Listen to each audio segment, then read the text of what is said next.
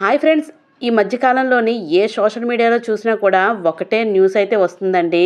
అదేనండి చర్లపల్లి రైల్వే స్టేషన్‌లోని జరిగిన సంఘటన. దాని గురించి నేను ఎప్పటినుంచో అయితే వీడియో చేద్దాం అనుకుంటున్నాను. కానీ కరెక్ట్ కంక్లూజన్ అయితే రావట్లేదు ఆ న్యూస్ గురించి. అక్కడ ఇన్నర్‌గా ఏం జరిగాయనేది ఎవ్వరికీ అర్థం కావట్లేదు. కానీ కళ్ళెదురుగా కనిపించింది ఒక్కటే చాలా స్పష్టంగా అయితే తెలుస్తుంది. అది ఏంటంటే ఒంటరితనం వల్ల రాసిన మరణ శాసనం. ఒకే కుటుంబంలోని ముగ్గురైతే బలవన్మరణానికైతే పాల్పడ్డారండి. ఒక తల్లి, అలాగే ఇద్దరు బిడ్డలు. ఆ తల్లి వాళ్ళ భవిష్యత్తును కళ్ళారా చూసుకోవాల్సింది. కానీ ఆ పిల్లలతో కలిసి రైలు పట్టాలపైనైతే ప్రాణాలైతే వదిలిందండి. ఇది జరిగింది ఎక్కడంటే ఘట్కేసర్ చర్లపల్లి రైల్వే ట్రాక్ మధ్య అయితే ఇది జరిగింది. ఈ ఘటన తెలుగు రాష్ట్రాలు మొత్తం అందరినీ కూడా చాలా కలిచివేస్తుంది. వీళ్ళు చనిపోవడానికి గల కారణం చాలా లోతైన మానసిక డిప్రెషన్ అయితే ఉందని అంటున్నారు. అలాగే భరించలేనంత ఒంటరితనం ఈ విషాదానికి కారణమై ఉండొచ్చని కూడా భావిస్తున్నారు అందరూను. ఆవిడ భర్త ఉద్యోగరీత్యా దుబాయ్‌లో అయితే ఉంటారండి. కుటుంబ బాధ్యతలన్నీ ఆవిడ మీదే పడ్డాయి.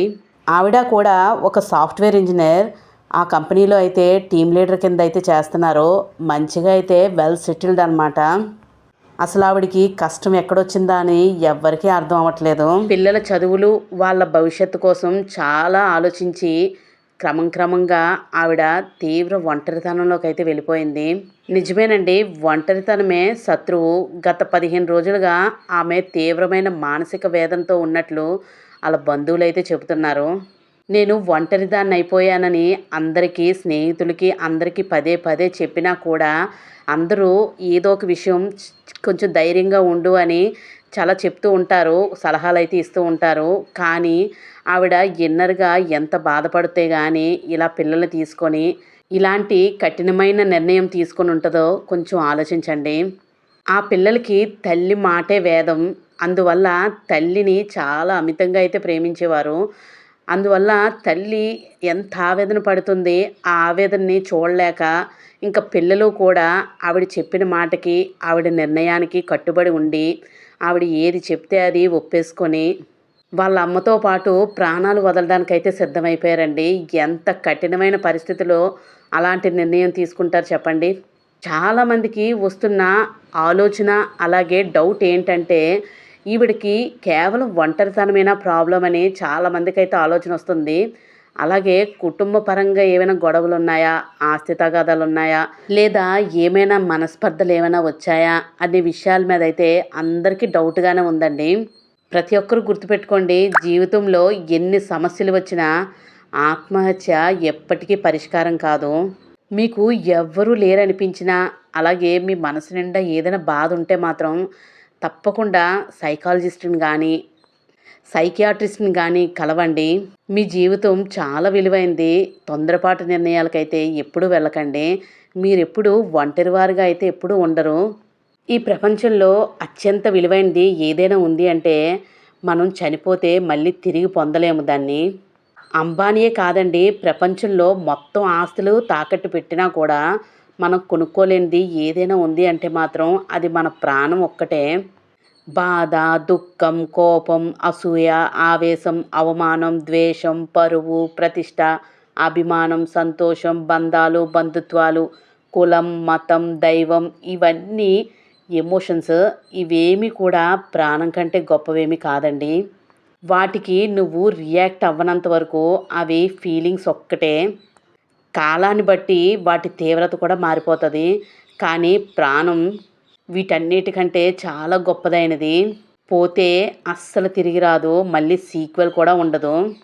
అలాంటి అత్యంత విలువైన ప్రాణాన్ని చంపే హక్కు, చంపుకునే హక్కు ఎలాంటి పరిస్థితుల్లో అయినా ఎవ్వరికీ ఉండకూడదు.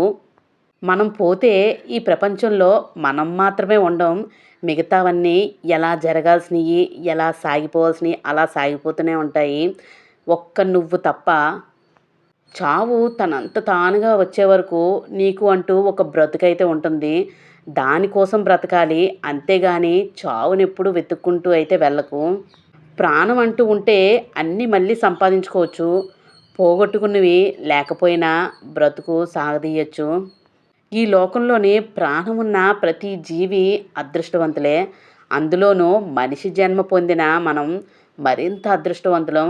ఆ అదృష్టాన్ని ఆస్వాదించకుండా చిన్న చిన్న పనికిరాని, పనికిమాలిన ఎమోషన్స్ కోసం ముగించుకోవడం చాలా తప్పు. అసలు నువ్వు జీవించి ఉంటేనే కదా జీవితం నీకు మళ్ళీ ఎన్ని కొత్త అవకాశాలు ఇస్తుందో తెలుసుకోగలిగేది. నువ్వంటే ఒక్క నువ్వే కాదు, నీలో నీకు ధైర్యాన్ని నింపే, ఓపికగా ఆలోచించే, ఏ సిచ్యువేషన్ అయినా సరే హ్యాండిల్ చేసే ఇంకొక వర్షను అదొక్కటి నీలోని నీకు నువ్వే తయారు చేసి పెట్టుకో. నువ్వు పరిస్థితులకి లొంగిపోయి దిక్కుతోచక చేతులెత్తేసిన రోజు ధైర్యం కోసం, భరోసా కోసం బయట ఎవ్వరి కోసమో ఆధారపడకుండా నీలోని ఆ వర్షన్ని మాత్రమే నమ్ముకొని నీ అంతటా నువ్వు నిలబడగలిగే సత్తా నీలో ఉన్నది. తప్పకుండా నీ ధైర్యాన్ని ఎప్పుడూ వదలకు. ఒక్కటే చెప్తున్నాను నీకు, ఇక్కడ ఏ ఎమోషను శాశ్వతం కాదు. అలాగే ఇక్కడ ఎవ్వరూ శాశ్వతం కాదు. అందులోనూ నీకున్న సమస్య అస్సలు శాశ్వతం కాదు. Time heels everything. ప్రతిదానికి ఒక టైం అయితే వస్తుంది. దానికి నువ్వు చేయాల్సిందల్లా కాలానికి కాస్త ఆ టైం ఇవ్వు. అది కూడా నువ్వు బ్రతికి గొప్పగా సెటిల్ అయ్యి చూపించు.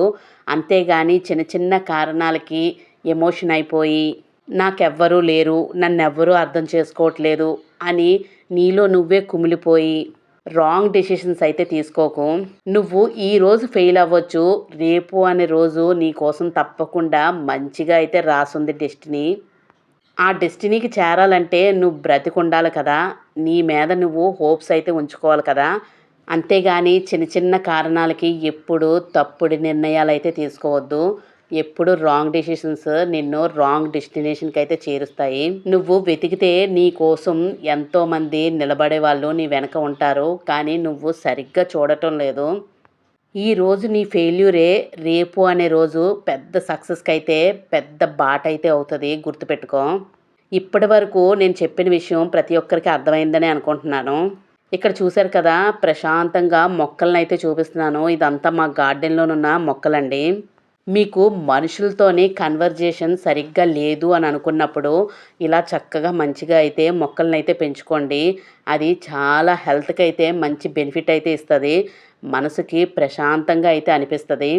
కొన్ని కొన్ని డిస్టర్బెన్సెస్ అయితే వస్తూ ఉంటాయి, వెళ్తూ ఉంటాయి ప్రతి ఒక్కరి లైఫ్లోనూ. కానీ కొంత టైము మనం ఇలా గార్డెన్లో కానీ స్పెండ్ చేస్తే అవన్నీ చాలా ఈజీగా మర్చిపోతాము. మనం మనుషులతో ఎక్కువ బాండింగ్ పెంచుకుంటే వాళ్ళకి నచ్చిన మాట్లాడితే మనతో బాగా ఉంటారు, లేకపోతే వాళ్ళు ఇష్టం వచ్చినట్టుగా మాట్లాడతారు. అదే మొక్కలైతే అవి ఏమీ అనవు. చక్కగా మనం ఎలా పెంచితే అలా పెరుగుతాయి. చక్కగా మనకి తిరిగి మంచి పంటనైతే ఇస్తాయి. గుర్తుపెట్టుకోండి. వీడియో నచ్చితే లైక్ చేయండి, షేర్ చేయండి.